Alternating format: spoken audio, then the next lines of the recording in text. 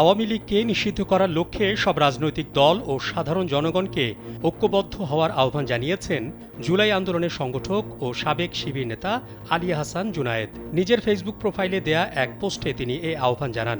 তিনি লেখেন, BNP, Jamaat, NCP সহ সব রাজনৈতিক দল ও সাধারণ জনগণকে আওয়ামী লীগ নিষিদ্ধ করার লক্ষ্যে ঐক্যবদ্ধ হওয়ার আহ্বান জানাই। ছাত্র জনতা আবারও প্রস্তুত আওয়ামী লীগের পুনর্বাসনের অপচেষ্টা রুখে দিতে। তিনি আরও লেখেন, একটা বিষয় স্পষ্ট, জুলাই অভ্যুত্থানের পক্ষের সব শক্তি যদি ঐক্যবদ্ধ হয় তবে গণহত্যাকারী আওয়ামী লীগকে নিষিদ্ধ করতে কোনো বাধা থাকবে না।